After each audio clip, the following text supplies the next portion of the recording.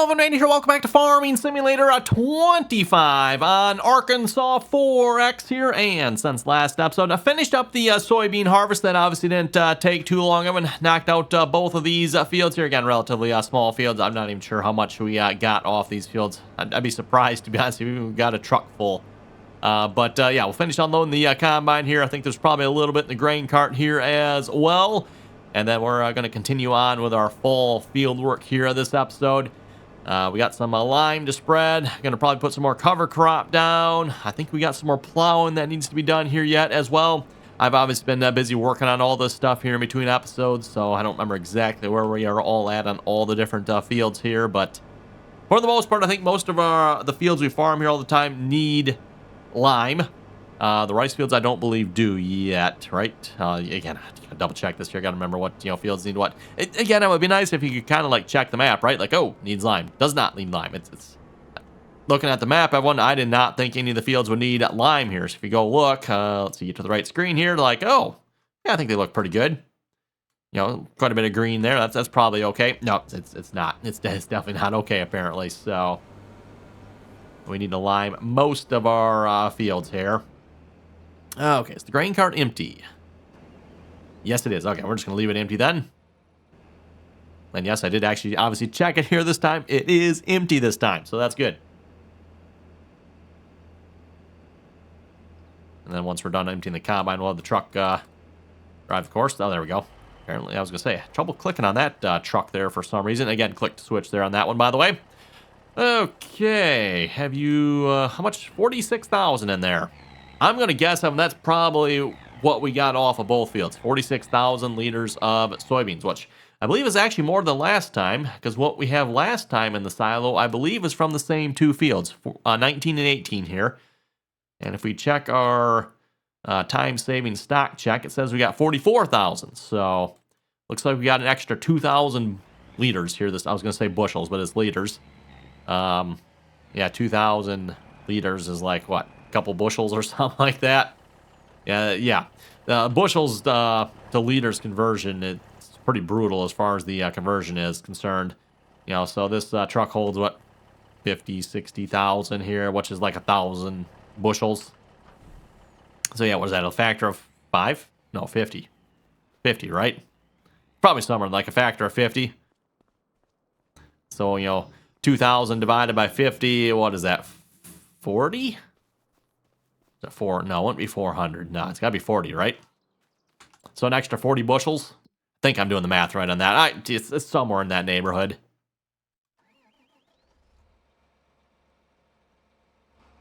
I'm actually not running any unit convert mod here at the moment.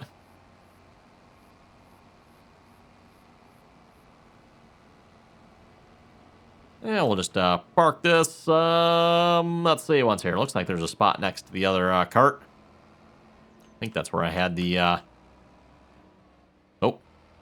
Hit the pylon there. Or the concrete for it. Oh, yeah, there we go. I think that's where our subsoiler was sitting, but looks like that's a good spot for the grain cart for now. And then, oh yes, let's get the combine out of here as well.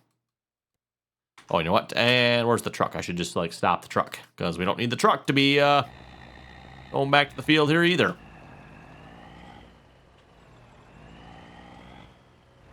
Just park the truck over here for now. That should be out of the way. And let's grab the combine. And we'll put the combine away, and we will be done with harvest here for the fall. Oh, boy. Missing spot there, Rowan. Don't show the field quality manager that. Oh, boy. He will be most disappointed. If he sees that, I'll definitely be getting a text message about it.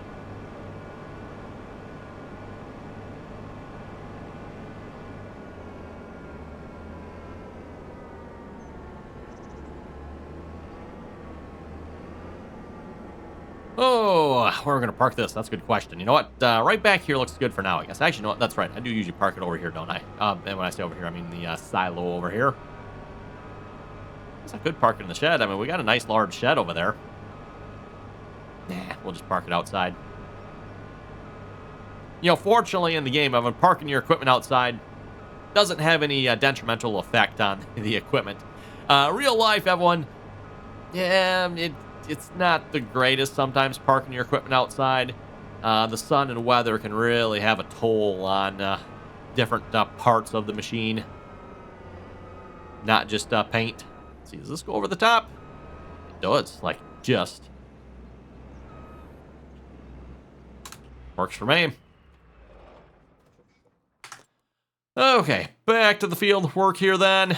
This is our tractor we have spread in line. Let's move him to the next field. Like I said, we kind of just need to keep going across the fields here. And I'm going to bring him over to where the 9RX is here at the moment, because I'm going to probably bring the 9RX over to this field. So rather than having them both work on the same field, potentially getting in each other's way, I will put this tractor on this field. And then I will put this tractor, the 9RX, on that field right there. These are the 3 fields that need to be plowed here.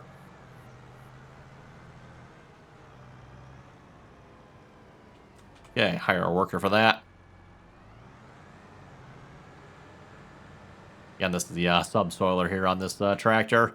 That was our beet field here that we've got harvested. And then I'm going to go grab our new tractor here. For those who didn't see last episode, we picked up a brand new tractor. Yes, Evan, I know it's red. It's not great, but you know, we'll try to see once if it'll start. It's red, probably won't. And then we picked up a brand new seeder here as well, a Vaderstad Seed Hawk. And then of course the tank behind as well. I'm running the tank behind here with the seeder in the middle, of course. Kind of like that setup myself. Keeps the seeder up closer to the tractor.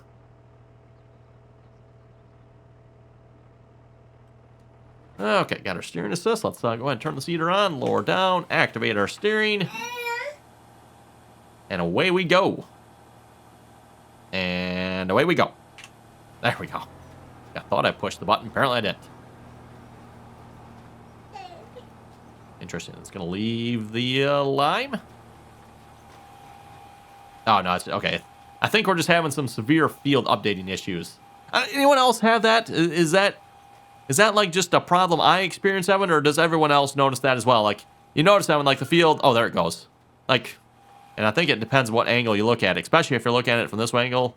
Seems like you notice it more often. Oh, of course, now it's updating like it should. There it goes. Now it stopped updating. You can see, like, it is not properly updating. Evan, it's leaving the straw swath behind. It looks like it's leaving the line behind. You know, it's not updating the ground textures here properly. But then, oh, yeah, there it went. There it just updated again. Anyone else have that? Like, does that do that for everyone else as well? You'd think Giants would fix that problem here at this point. I mean, we're, what, a year into the game? We got the first big DLC. And I say big DLC. The big DLCs are usually the ones with the maps and stuff. I haven't actually checked out the new map yet. Anyone else look at the new map? Like I said, I personally have not looked at the new map. We'll have to see once. We might... we are about done, I think, with this map, Evan. I'm thinking maybe one more year on the map. So we're going to do like one more plant and harvest. And then we'll probably wrap it up on this map is my thoughts at this point, Evan. So maybe we can see once. Maybe we can check out the new map, the new DLC map, that is. There's a lot of other good maps out there, too. So I don't know. We'll see once. We are planting a cover crop here, oilseed radish, by the way. As I mentioned the last time I did this, I don't know about how worth it is, especially on this field, because I accidentally put fertilizer on it. So this field's probably really going to do nothing. Begs the question, should I really be doing this? Well, we started. We'll finish it. So we're going to put, like I said, oilseed radish on it. Again, last time we did this, Evan, we only seen a couple of points. And when I say a couple, I'm not even talking percentage, Evan. I'm just talking like a couple of points higher as far as the fertilizer goes. Now, I believe base game, Evan, base game, this is supposed to like give you one application of fertilizer as far as I know. Anyone correct me if I'm wrong on that. But like I said, to my knowledge, I believe this is supposed to give you one application of fertilizer, which is it's a fair amount base game. Oh, wrong button. Oh, and of course that shuts everything off on me too, doesn't it? Gotta turn everything back on.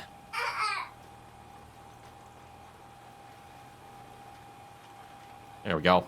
Oh, by the way, I was going to note, everyone, if we go to our field, so between episodes, of course, I had the hired workers working on getting, lime and plowing and planting some more cover crops. I got all 3 rice fields done here. I need to go to, yeah, this screen here. Like, wow. The hired worker really misses a lot of spots on the fields here with this seeder. I'm not too concerned about it. We're just doing cover crop, right? So does it really matter? I didn't care. But still, like, oh my goodness. Hired worker, like, you're missing a lot of spots there. These, I think I mentioned this. These fields are a little small for this, if you ask me. For this seeder, that is. This field, I would say, is a good size for this seeder. I would say that field there is probably good size as well. By the way, in case you can't tell, we are joined by the boss baby here today. She's having fun in the office here. Getting into who knows what.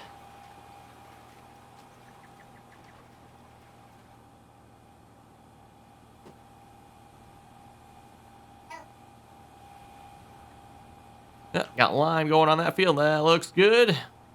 And then, of course, we're plowing the field next to us. Again, I don't know that I'll put cover crops on all our fields here, but at least some of them we're going to slap some cover crops on. Just because we can. And this whole map has kind of been about doing things I don't normally do, right? I don't normally plant a whole lot of sugar beets, potatoes. I wonder why. Yeah. All the fun we have harvesting that stuff. I obviously don't typically plant oilseed radish. All that stuff like that I don't typically do. And that's kind of what I've been trying to focus on this map here. That's why we're not focusing super heavy on like soybeans and stuff like that. We don't even have a corn header, right? Haven't even planted any corn, which is a little odd because usually, I don't know about you folks, I like to plant corn and soybeans. It's what's growing around where I live, so corn and beans. I'm sure a lot of you folks are the same way as well. Whatever's being done around the area where you live as far as farming is concerned, that's probably the type of crop you like to plant as well.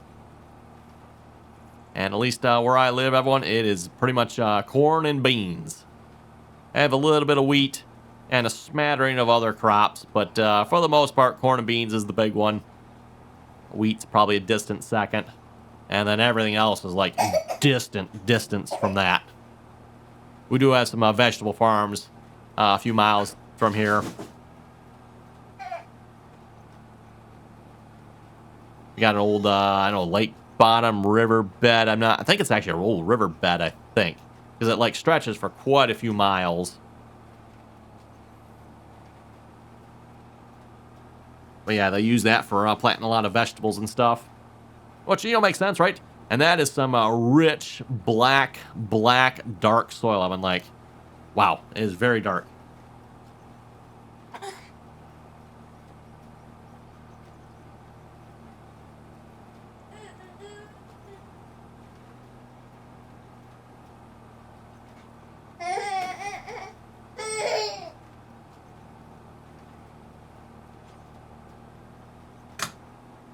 Boss baby wants to join me up here as well, apparently.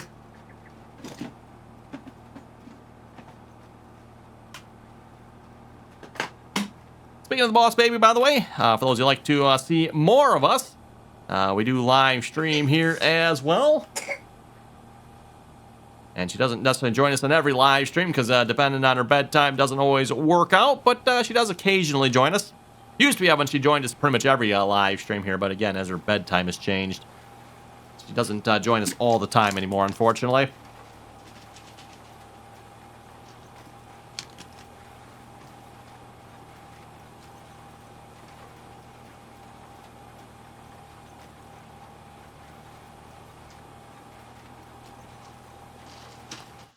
Oh, let's see how the rest of the fields are looking here. Wow, only has the first pass done. Wow. I thought he'd been a little bit further along on that subsoiling job there. I wonder if that would benefit from having this tractor run that subsoiler. The RX tractor, the 9RX we have there, I think it's only like a 490 or something like that. Like, it's a small 9RX, at least as far as the horsepower is concerned.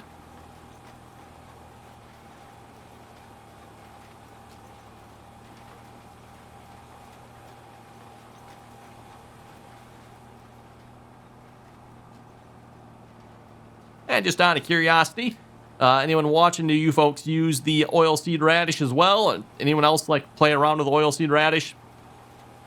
Like I mentioned earlier, I don't typically do a whole lot with oilseed radish here myself.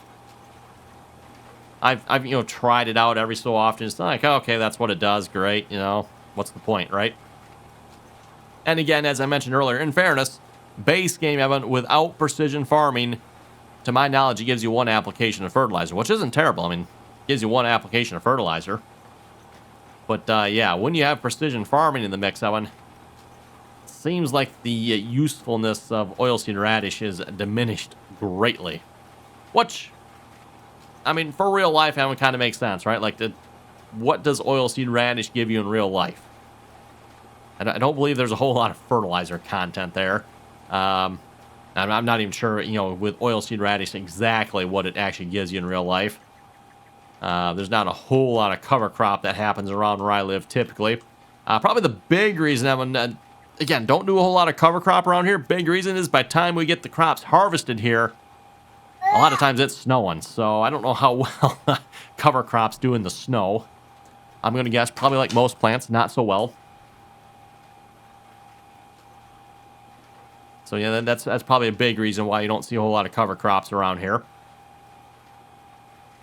And then not to mention too, I mean, it's not like it's exactly free, right? I mean, you got to pay for the cover crops. You got to pay to have the cover crops planted. Versus what's the benefit? The benefit obviously is supposed to be, again, I don't know about so much fertilizer, but gives you organic matter in the soil, which is always good. And, depending on what kind of cover crops you plant, and I don't know if this applies to oilseed radish or not. You folks have to help me out on this one, but actually, it probably does. I think, is it radish? Radish is one of those ones that has the big old root that goes down and kind of breaks and fractures up the soil.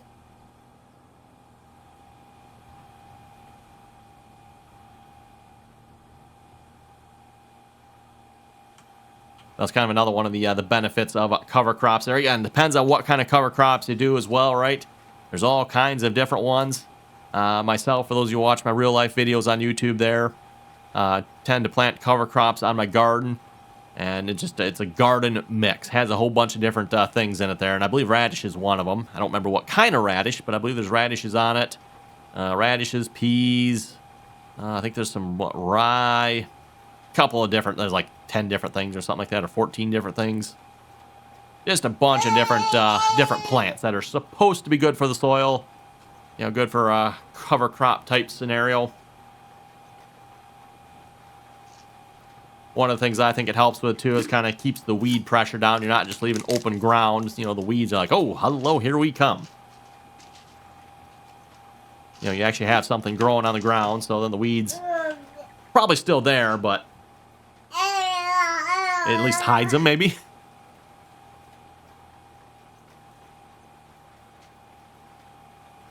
Speaking of weeds, by the way, so farming this year has not been great in my area, I don't think. We had an extremely dry summer, like very, very dry. We had almost no rain. It started out really good, like we were getting some pretty good rain. And then was it like, I think mid-May, somewhere in there, everyone? I don't remember exactly when. But the rain shut off, and it really never rained all summer. We got like a couple little rain showers here and there, but like months apart and very little. Of course, now it's raining. I mean, the last, month or so, probably? 2 months? Yeah, month or so. Month and a half, maybe somewhere in there. We've been getting some pretty consistent rains. In fact, we just had like 8 inches of rain here. Was that 2 weeks ago now, I think? Maybe 3 weeks. Somewhere 2-3 weeks ago, and we had like 8 inches of rain. It's like, oh my God, where was that this summer, Spread that out this summer like an inch at a time over 8 weeks. That would have been great. We would have had some great looking corn out there, but unfortunately, that's not what happens. So I've heard the yields are not great as a result, which no rain, everyone, what do you expect, right? The farmers that had irrigation on their field, I'm sure that irrigation paid for itself here this year. But yeah, the farmers that don't have irrigation, they are seriously hurting as far as yields go. In particular, where I was going with this, Evan, is the organic farmers. So we got, there's a couple organic farmers in the area. In particular, the one I'm thinking of, there's one, was it maybe 2 miles down the road or so from where I live, everyone. There's some organic corn there. They still have not harvested it yet. It is we're mid-November? Not quite mid-November. We're in the first week of November, I guess, right? First week in November, everyone, that corn still has not been harvested. With that being said, there's still a lot of corn out there that has to be harvested yet. So farmers are still trying to get the corn off. We've obviously had some rain, so that's kind of slowed them down a little bit. But yeah, the organic corn is still out there. And I'll be honest, I'll be surprised if they actually even bother harvesting it. Because from what I've seen, I don't think there's actually any corn even out there. So on a year like this, everyone, controlling your weeds was even more vital, right? Because if you didn't have your weeds controlled, guess what? The weeds were sucking back what little moisture was left, and yeah, your corn definitely did not do it. Did I forget to lower this? I did. Oh boy, yeah, we're not going to try backing up. We're just going to go around and turn around.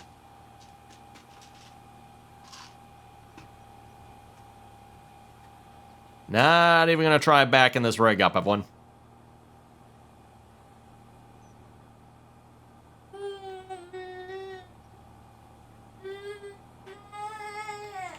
Not sure what the boss baby's doing here. She's sitting in a chair here.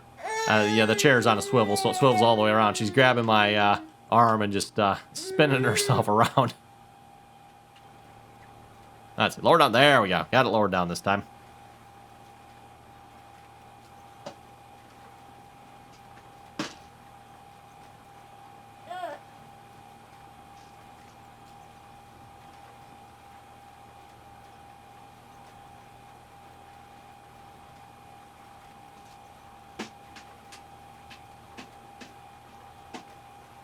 As I've kind of said before, my opinion when it comes to organic farming, not really a good farming practice in my opinion.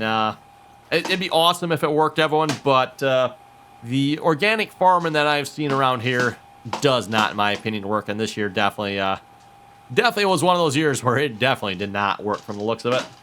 Like I said, I'll be interested to see if they even harvest that field, and if they do, like what kind of yield are they going to get off that? Because I haven't actually stopped to actually like get out and look at them, but just going by on the road, like I do not see a single piece of corn out there. The corn plant is there, at least if you look through the weeds, which is always fun. So whenever you see an organic farmer plant corn, at least around here, I'm telling you folks, you folks have never seen weeds like this until you've seen an organic cornfield. Like the epic level of weeds in these fields is just astronomical. You know, when you got, 3 foot tall corn and you got 6 foot tall weeds. For those who don't know, by the way, corn should usually be like, 6 to 10 feet tall. Instead we got 6, 10 foot tall weeds and like 3 foot tall corn. Again, I haven't actually gotten out and looked at them, but just looking from the road, I can tell the corn is shorter than the weeds. And just going to guess here, looking at the corn, it's probably not much more than 3 or 4 foot tall. It is short, very, very short. It has maybe 4 leaves on the plant, which that's not good either, right? You see a corn plant with like 4 leaves on it, like, yeah. Now you should see. Oh, I don't know. That's actually a good question. How many leaves are typically on a corn plant? 10 to 20, somewhere in there, I'm guessing. I don't know that I've ever really taken the time to pay attention and count like how many leaves are typically on a corn plant. I'm sure it varies a little bit, but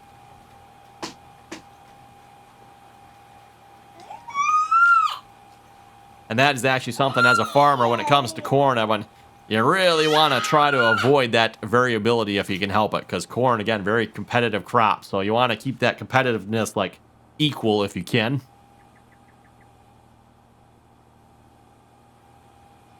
If you can keep it equal, and both plants hopefully grow up the same and produce the same amount. Otherwise, you're going to have one plant that's going to be bigger. Not necessarily maybe going to produce a whole lot more, but it's going to be bigger. And then the one next to it will just be like a runt, so to speak. So that's why you always see farmers when it comes to corn, I mean, they're always like really trying to focus on getting the depth and the soil and the emergence, and everything the same, right?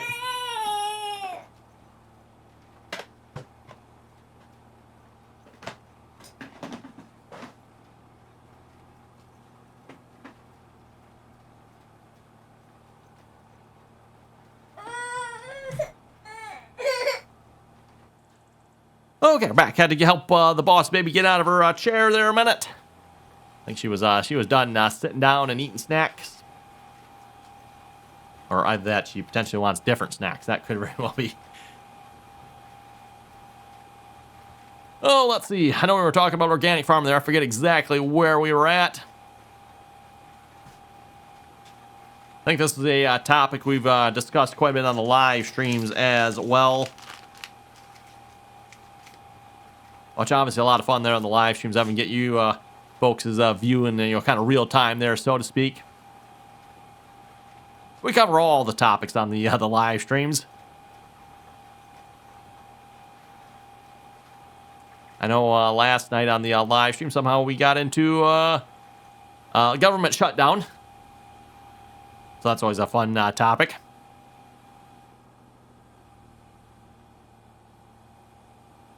Won't get into it here in the video, but other than to say, yeah, the government shutdown, that's terribly affecting everybody, right? Yeah, not really. No effect. And of course, for those that actually work in the government, I mean, like the employees that actually are worked and kind of like, I guess, furloughed, I think is the right word at the moment. Obviously, they're being affected. That, obviously, yes, everyone. But for those that are outside of it, yeah, government shutdown has how much effect? Whole lot of nothing. Okay. We'll just we'll leave that discussion at that, everyone. At least for the YouTube video here.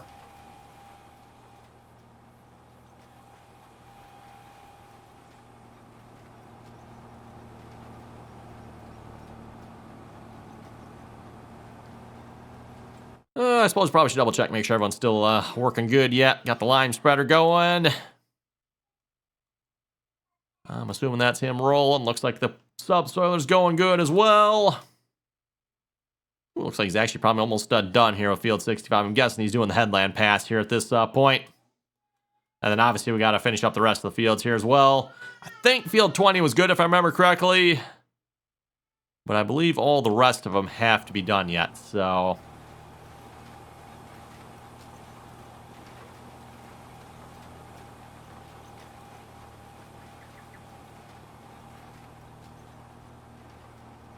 Okay, well, anyway, on that note, Evan, I think with that, we're going to wrap it up here for this video. You folks have any comments or questions, be sure to leave them down below. And as always, Evan, thanks for watching. Till next time.